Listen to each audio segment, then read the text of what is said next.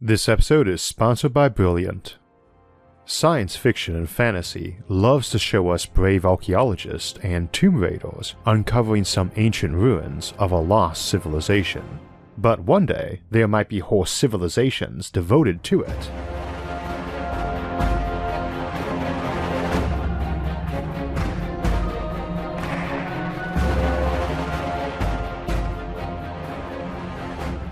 One of the most popular plots in science fiction is where our brave adventurers encounter a ruined ship, typically of some ancient and long-dead alien race, or xenoarchaeologists hunting among such ruins. These make for great stories, but lack an element of realism in the context of the Fermi Paradox and galaxy-spanning civilizations. You need some serious handwaves or plot contrivances to explain not why a ship got abandoned or a planetary civilization fell or went extinct, but why nobody else found it or resettled such a world almost immediately on astronomical timelines. Analogies to our own lost ships and civilizations don't really work out well in space, or by the capabilities of spacefaring civilizations. These days, when a ship sinks, we know where and can go hunt that thing down. Our ancestors couldn't go scuba diving to reclaim their lost treasures. We also want to keep in mind that a lot of the archaeological past is either composed of trash our ancestors didn't care about or repurposed, like using broken pottery in following rounds of construction and repair, or had cultural or religious significance. We don't find abandoned tracts of useful land, just abandoned tombs or temples and the like, and typically one subject to many rounds of ravaging or repair or reuse or robbery. That's not likely to happen to an entire planet, unless it's been subjected to such destruction that ruins probably wouldn't exist, or was the only one some civilization had, in which case it would imply they aren't overflowing with advanced technologies by the standards of any civilization able to get there and dig it up.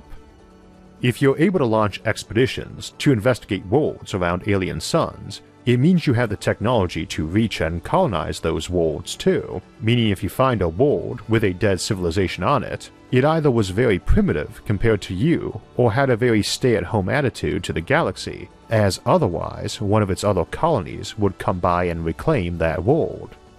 You are also not likely to have planets used as waste dumps. To any high-energy civilization, throwing garbage down on a planet instead of recycling that garbage or dismantling that planet for raw material is like throwing money into a trash can and setting it on fire, except that your trash can is also made out of gold. If you're settling other worlds, it's because you have very good automation or very good energy production, and probably both, and your bottleneck is always raw materials. This would seem to really mess up this popular fictional trope, but another area where authors often mess up in science fiction is scale, not just of how vast and huge our galaxy and the civilizations in it would tend to be, occupying huge amounts of space, but also of time. And that revives this notion of ruins and derelicts and trash planets, and the folks who explore them for fun and profit. A couple weeks back, we were looking at how we might go about maintaining all the vast megastructures we hope to one day fill the solar system with, and eventually even the galaxy. We'd expect to build trillions of them throughout just our own solar system, as we move toward building a Dyson swarm and becoming a Kardashev 2 civilization. I noted there that even if we are incredibly good at maintaining those structures, in many cases they would end up wearing down and getting abandoned, destined to float around until they got recycled. Even if they lasted as long as our own civilization has, call it 10,000 years, and only spent a decade abandoned and scrapped, that would still mean 1 in 1,000 would at any given moment be sitting there as a derelict. And mind you, that's a way better reclamation rate than we have in our civilization, where a lot more than 1 in 1,000 structures is sitting around vacant and nominally abandoned, or occupied by squatters.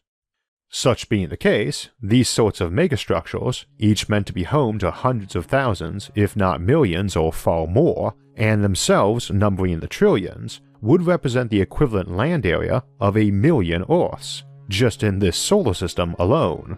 They are a small fraction of a vaster civilization that dwarfs them, but they are just so numerous that they dwarf us.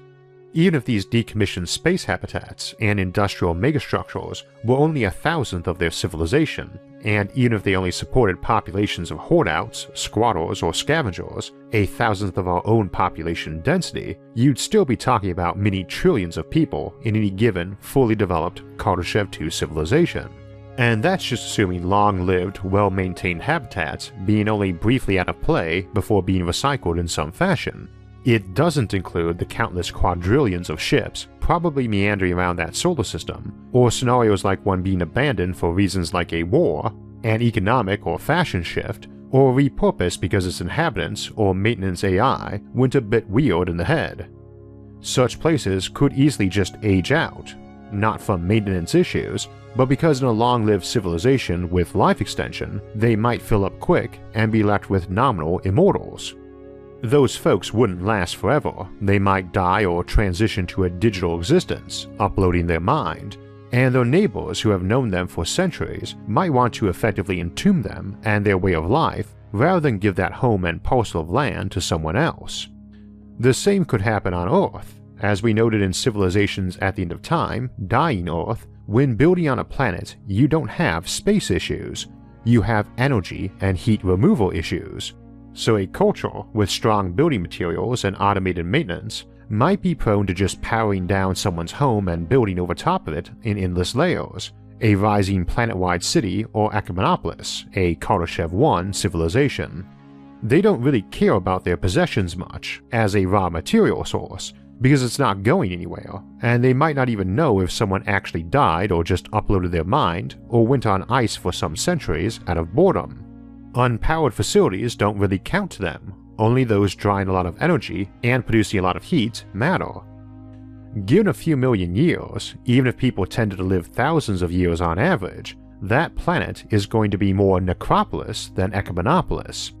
Same if some habitat gets grey-gooed or overwhelmed by some killer AI or supervirus, it's as likely to be quarantined as blown up. Even if you opt for that route with it, or recycle your abandoned habitats, you still need to drag them off somewhere safe if you can. Plus, a full-blown Kardashev 2 civilization has that same waste heat issue an Achaemenopolis has, plus the debris issue. You don't nuke a dangerous or derelict megastructure in the middle of a swarm if you can avoid it. You give a push outside the main swarm to a place where it represents no navigational hazards or heat production limits, or a vacant and valuable lot in your solar englobement. And they are quite likely to be towed off to some facility that specializes in handling the wrecks, or storing them till they can be handled. Those could easily begin to resemble the classic space hulk of lumped together stations and ships, scrapyards of astronomical proportions, and such a storage facility might be a minor planet too, since it's nice to have just enough gravity to keep your debris from floating away. Probably some mined-out asteroid or moon that had all its smelting facilities still, but nobody particularly wanted to settle in a big way. Indeed, much as communities often invite landfills or prisons into their backyard for the extra jobs and funds, while far more are happy not to have them in their own backyard, places fallen on harder times might fight to become such repositories. When we start looking at the sheer numbers involved, even if we are ultra-conservative and optimistic about it, it's not that these things are the norm, it's just that they are outliers of such an enormously massive sample that they are everywhere. This is a bit of a recurring concept in our Rogue Civilization series, that many of these less than utopian staples of science fiction could pop up as phases places go through, or simply be so numerous by the sheer size of the main civilization that even though they are rare, they still outnumber our own modern civilization many times over. One quick note on this waste heat idea and the notion of time. Assuming you are still bound by the laws of thermodynamics, you can never use more power than you can get rid of as heat, and this places a lot of constraints on many of the projects we discuss here that tend to get overlooked, and why I so often pound the drum about waste heat as a bottleneck on advanced civilizations. Ultimately, heat can only be gotten rid of by radiating it away, which is based on your total surface area and your temperature. You can spread out to allow you to use more heat, but for something like a Dyson swarm, this means longer and longer travel times and signal lag, not only over the whole thing, but between individual components. volume rises with the cube of radius or diameter, surface area only with the square. That results in an inverse relationship between population and density, because a civilization 100 times more numerous in terms of energy use needs 100 times the surface area to radiate heat away, meaning it is 10 times wider and 1,000 times larger in volume. Everybody has 10 times more space, meaning they are the cube root of 10, 2.15, times further away from each other than before. Every signal takes 215% as long to arrive. Every trip takes longer or requires more energy, and thus more heat. And those signals, even if as concentrated beams, need a bit more power to deliver their message, and thus more heat. It also means you don't really want people smelting down a habitat in a grand display of energy wealth right in the middle of that swarm, nor do you want to push it out of the swarm really fast, because heat is money in these places, not energy. But this has another aspect too, because you can't expand a planet to increase how much it can radiate. So if you're trying to disassemble a planet for raw materials or terraform it with nanotech, there is actually a maximum speed you can do this at, or you'll smelt all your equipment or little robots or terraformed organic material. It's just an aspect of high-tech civilizations, even ones we think of as post-scarcity, waste not, want not, especially when it comes to using energy inside the main portion of a built-up civilization. As another quick note, you might wonder, considering how much energy is involved with moving things at interplanetary speeds, if they might find smelting something down inside the swarm energy cheaper than shoving it away. But they can reclaim most of the energy used to push it up to speed away from them, and such derelicts also make a handy place to adjust habitat orbital paths with, by pushing off them, using the various beaming or mass driver techniques we've discussed elsewhere. So long as they can push the habitat away using less net heat than smelting it there would take, they will shove it away, and slowly, so its voyage may take many years. So we've got all these derelict ships, ghost town habitats, and all these abandoned layers of ecomonopolises that might be sitting around, not in use by the main civilization for any number of reasons. A given world might not do that necropolis approach we mentioned, of course. Indeed, I'd not expect most would, but there'd be many such places, and on some you'd probably have teams of people who hunted around them, legally or not. A world might have some rule that if no one heard from the owner in a century, they're allowed to pry the place open or auction the rights off to pay back taxes, like we often do with homes or storage units. Such things would vary from world to world, and it might be very rare and orderly, or it could be a totally illegal black market thing. It might attract romantic adventurers or scoundrels. It might be some small club of bored dilettantes or some university-style archaeology department. And remember time here too. If you've had some isolationist habitat that utterly closed up its shutters and ran on reserves of fusion fuel and raw material, as they likely all could do, it might finally go dark hundreds of centuries later. And when you crack that open, you might find layers of ruins and fossils, and inhabitants at the end who looked like Morlocks and were effectively an alien civilization right in your own backyard. Same, we've often talked about generation ships meant to plow through interstellar space for centuries, or even hundreds of centuries, and if one got abandoned or damaged, or left behind a colony in its wake that just didn't take off, someone is eventually going to want to investigate that matter. This isn't like poking around one small tomb or one wrecked ocean-going ship. These things are huge and old, and could occupy whole towns worth of experts for generations dissecting what happened. And you probably need to move slow about that too. Odds are their data is encrypted, and trying to find the 3M post-it note someone conveniently left on their terminal with their password might take a while. Or you might be negotiating with some half-mad ship computer for access, only to find out that it went nuts at failing to save its crew from a space debris collision, and later find out, in truth, it had also wiped out the handful of survivors in a berserk attempt to cover its shame. You might get some fairly crazy crew on board a lot of these ships too. If you've been one of a skeleton crew running a ship for generations, it's not hard to imagine getting a bit neurotic, or having been, to have signed on for such a job in the first place. And that ship might be brimming with weird traps, hidden vaults, killer robots, feral pets, or genetically tailored maintenance organisms, or some axe-crazy lunatic who murdered the other crew and went on ice to await fresh victims to add to his skull pile. You send a team in there looking for information or treasure, and you might find you bit off more than you can chew, like they kept gene-hacked or cyborg animals around for pit fights, and the ultra-redundant interstellar space freighter has still got life support running partially millennia after the dozen crew members, or even lone crew member, died somehow. In Warhammer 40k, a setting notorious for its utter disinterest in scientific realism that still somehow manages to nail many ideas more realistically than most sci-fi, they have folks forever boarding derelict ships and space hulks, or abandoned lower layers of hive cities, and running into mutants and aliens or leftover ancient and crazy technology. That might occasionally happen in the future when folks go in to investigate or loot such places. Not just plunder for artifacts or memorabilia. You might have insurance investigators poking around for years figuring out what happened, and salvage teams dragging them back to hoarding yards where they might take centuries to arrive, and as long to get processed through a court for who owned this or that or was liable for what. You could easily have an underfunded storage yard of derelict ships or habitats under lockdown while they waited for the courts to settle the case, which might take centuries even if they were expeditious, just from many of the litigants not living in the same star system. That's quite an opportunity for anyone shady too, both to occupy those places, or take a bribe to look the other way or to deal in goods looted or produced in such places.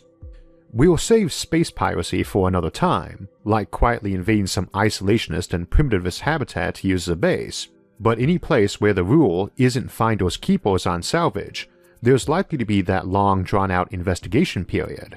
And given the potentially ultra-hazardous junk inside, even when the authorities do investigate, it's likely to be slow and super cautious.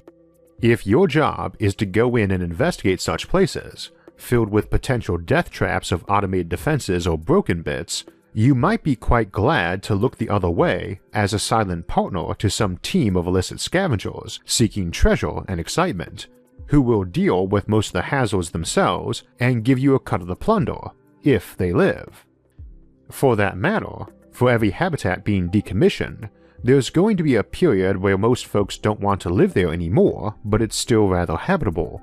That's very ideal for squatters and rogues, and the nominal owner or oversight authority might actually be inclined to turn a blind eye, as a disreputable crowd of squatters or looters might encourage those folks still stubbornly living there to vacate so they can turn off the lights and bust it down for salvage.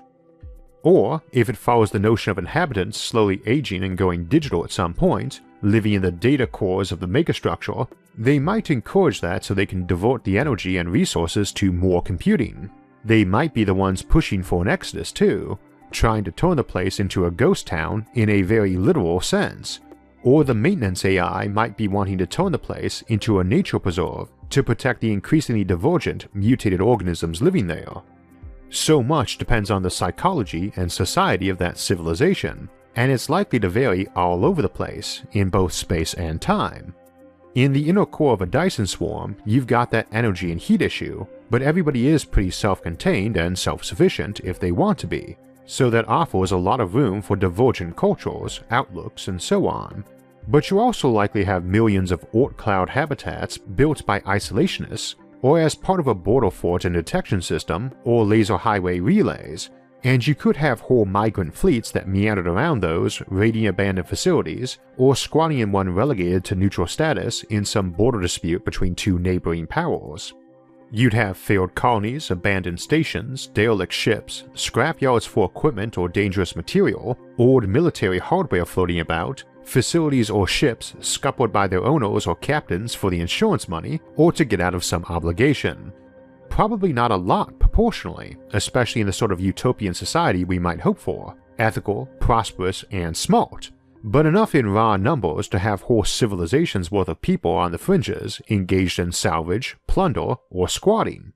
And even if entirely inside the law, whole facilities devoted to it with staffs big enough and operational times long enough to become their own unique culture.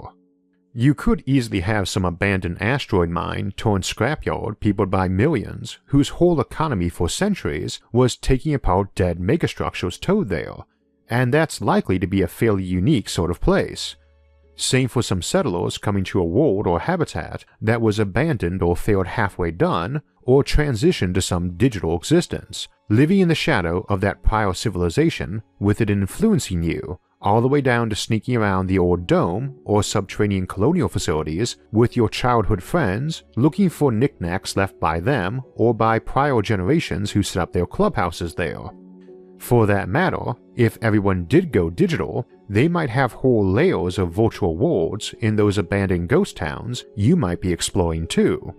And again, time and divergence mean that whoever was there first and whoever is there now could be so different from each other they might as well be aliens.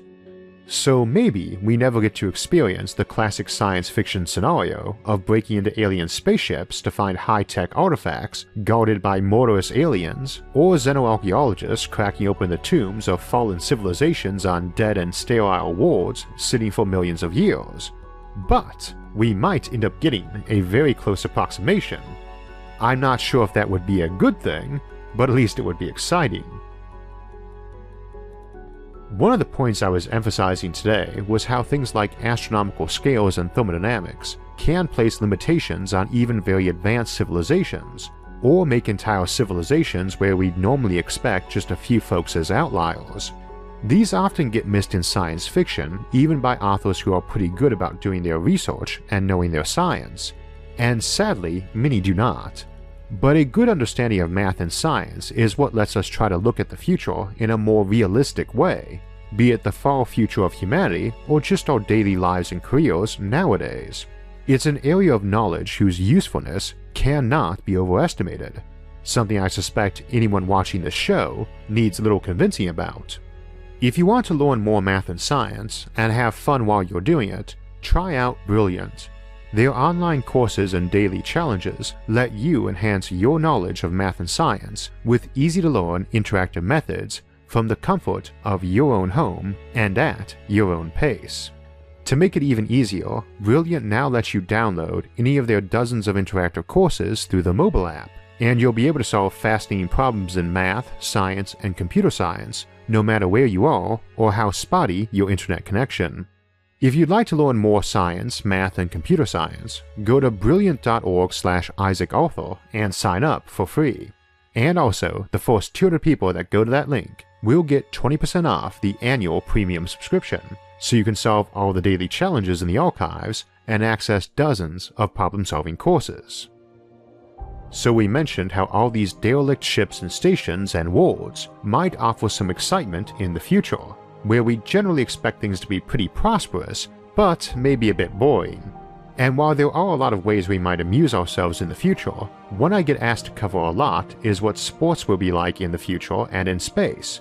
And next week we'll take a look at what sort of new options low or zero gravity can offer us for our athletes and audiences in space sports. The week after that, we'll return to Mars to look at how we go about terraforming it if we wanted to, in Springtime on Mars. For alerts when those and other episodes come out, make sure to subscribe to the channel and hit the notifications bell. And if you enjoyed this episode, hit the like button and share it with others.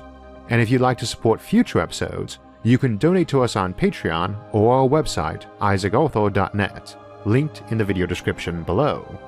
Until next time, thanks for watching and have a great week.